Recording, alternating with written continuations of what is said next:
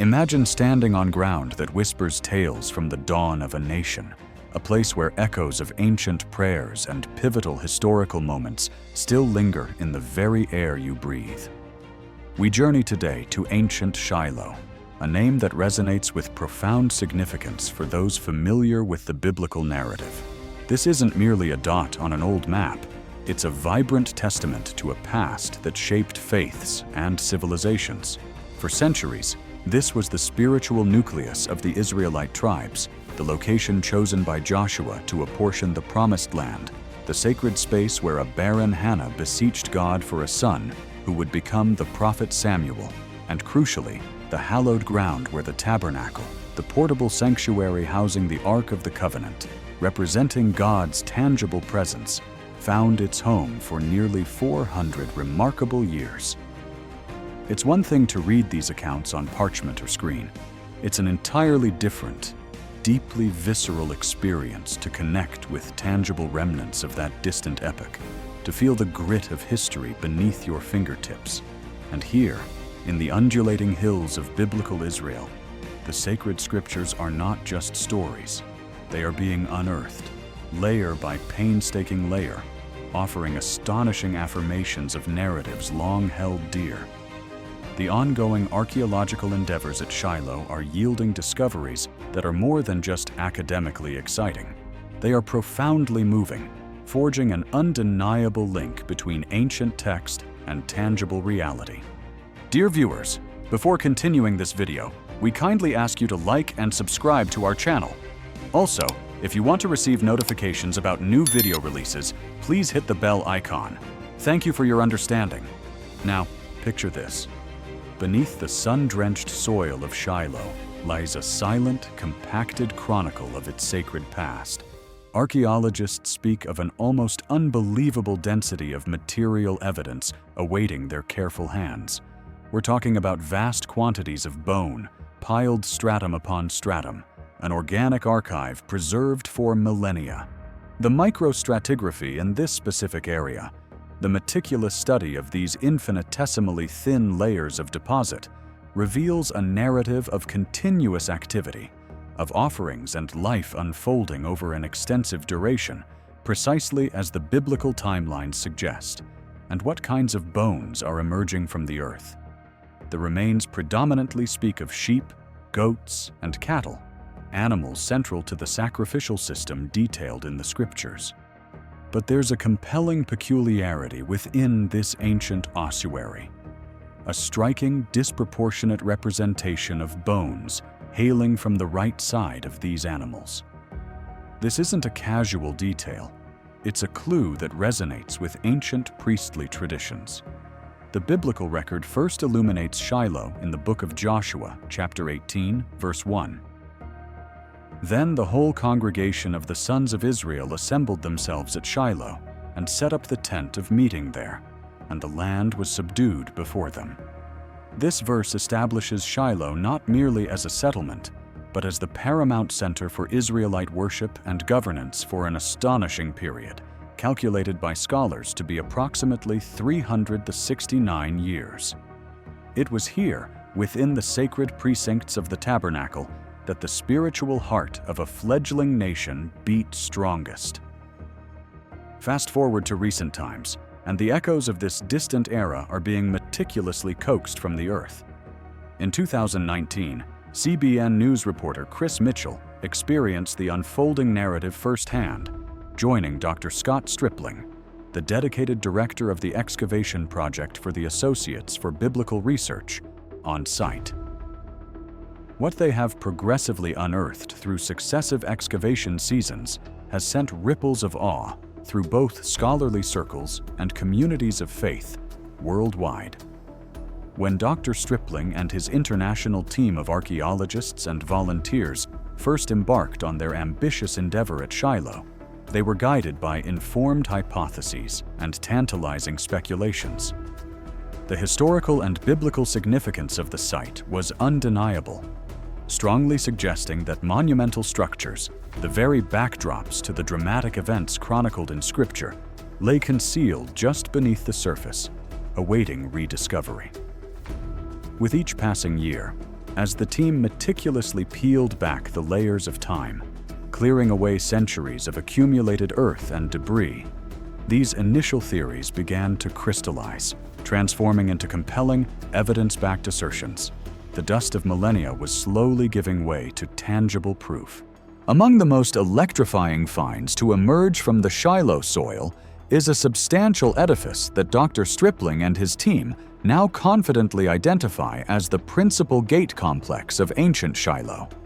This is far more than an intriguing piece of archaic architecture.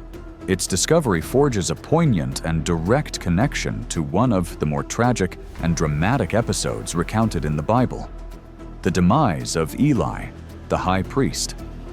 The first book of Samuel, chapter 4, verse 18, vividly recounts the moment. When he mentioned the ark of God, Eli fell off the seat backward beside the gate, and his neck was broken and he died, for he was an old man and heavy. Thus he judged Israel 40 years. For generations, this passage was read as a somber historical detail, a personal tragedy marking a national crisis. Now, however, archaeologists believe they may have pinpointed the very location where this heart-wrenching event transpired. Dr. Stripling elaborates that the architectural features of the uncovered structure, its strategic positioning, its robust construction, and its associated finds align perfectly with what experts would anticipate from a significant ancient Near Eastern city gate complex. These were not merely entry points, they were centers of civic life, places of judgment, commerce, and public announcement. After a painstaking excavation process that involved delving nearly 6 meters, or almost 20 feet, into the earth, the team has revealed the sequential layers of the gate's construction and subsequent destructions and reconstructions.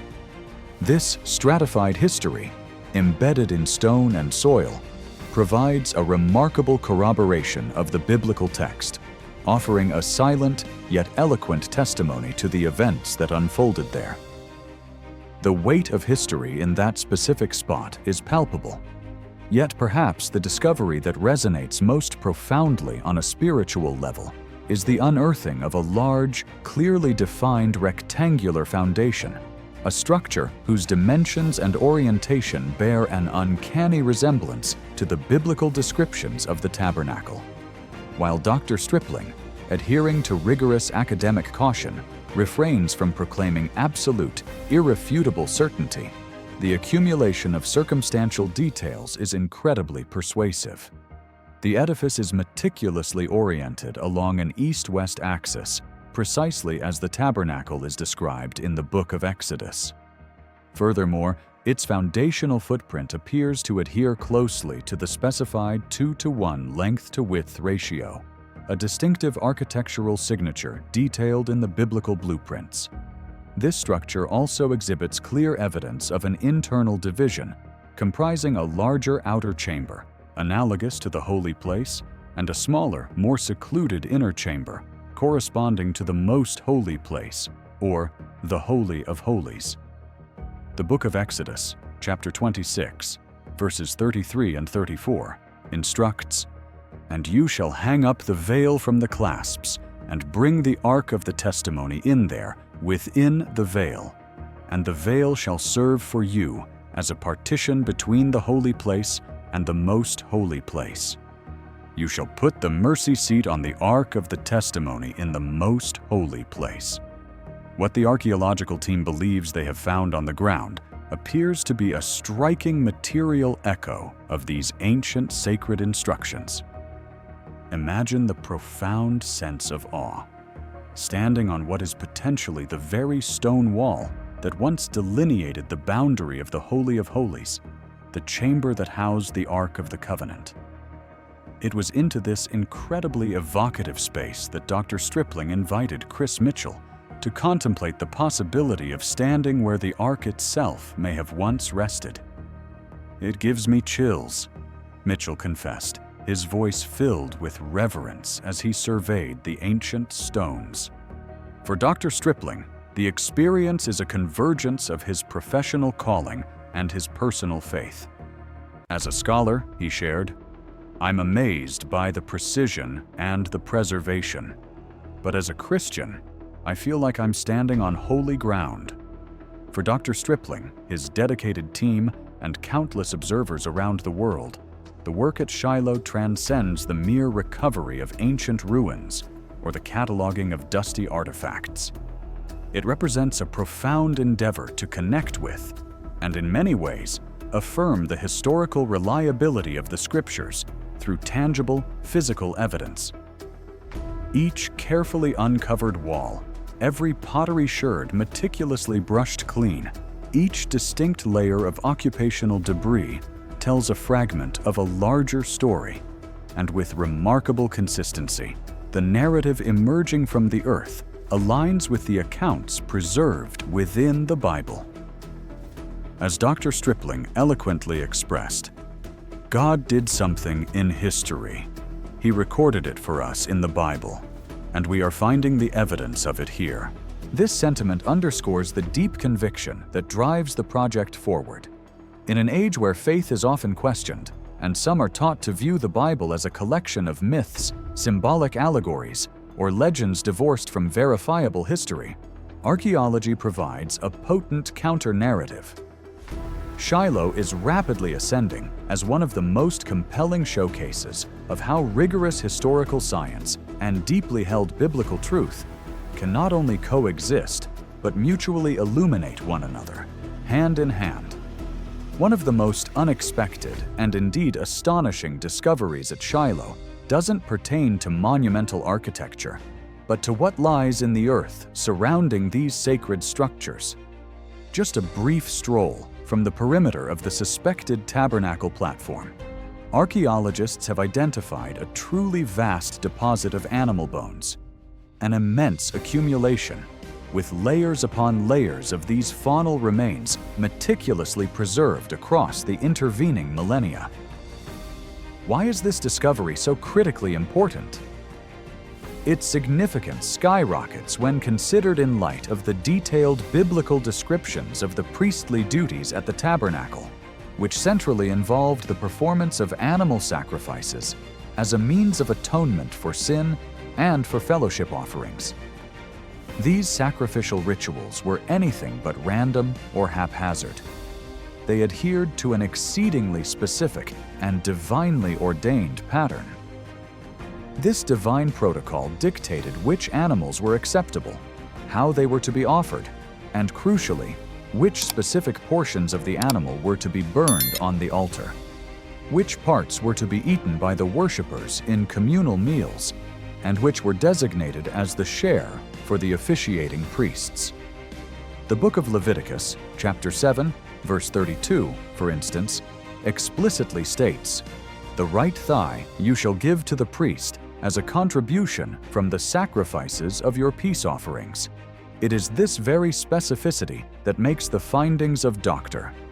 Stripling's team so electrifying.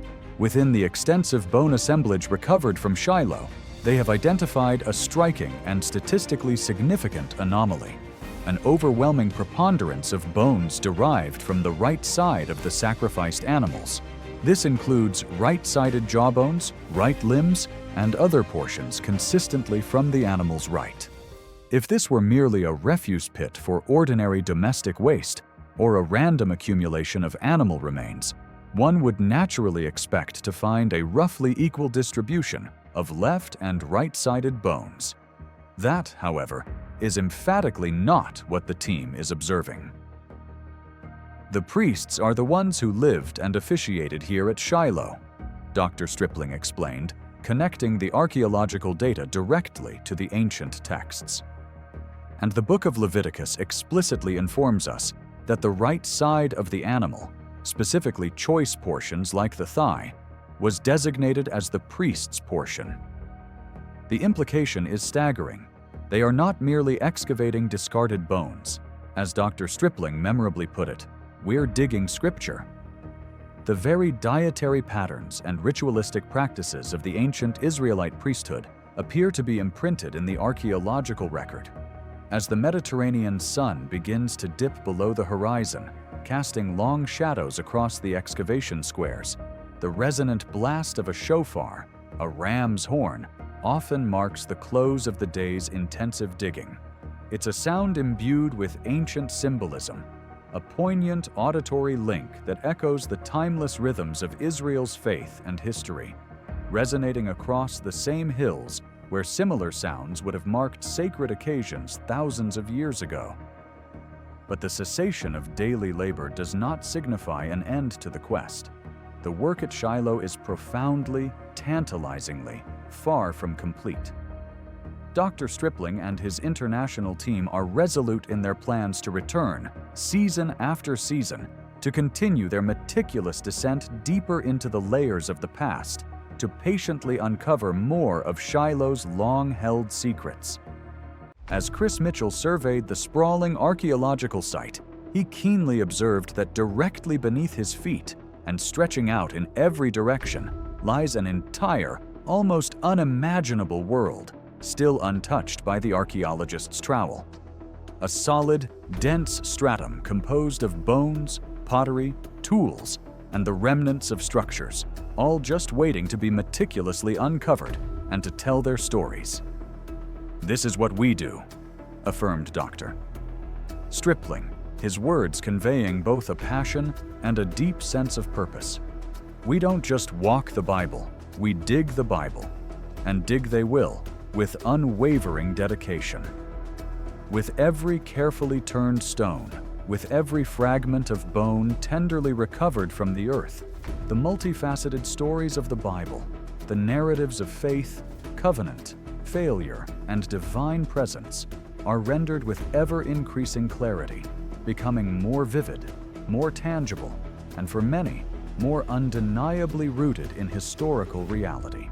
If one ever has the profound opportunity to journey to Israel and to walk among the ancient, weathered stones of Shiloh, to feel the same sun and breathe the same air as figures who shaped spiritual history, it is an experience that may very well prove to be life-altering.